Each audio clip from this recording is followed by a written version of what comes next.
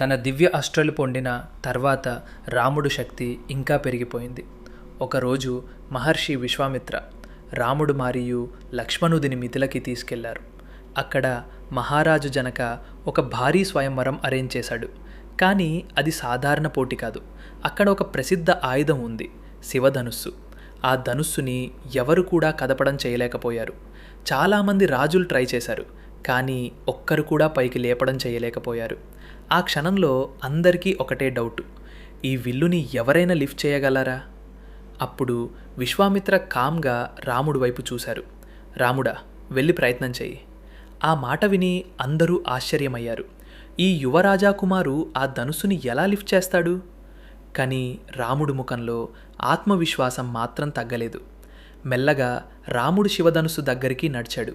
సభ మొత్తం ఒక్కసారిగా సైలెంట్ అయింది. తర్వాత క్షణం రాముడు సులభంగా ఆ బరి ధనుస్సుని లిఫ్ట్ చేశాడు. ఆ తర్వాత ఒక భయంకరమైన శబ్దంతో శివధనుస్సు విరిగిపోయింది. ఆ సౌండ్తో మిథిలా మొత్తం వణికిచాడమైంది. ఆ సమయంలో అందరికీ అర్థమైంది, రాముడు సాధారణ రాజకుమార్ కాదు, అదృష్టం కాదు, విధి పిలిచింది మహాయోధుడిని.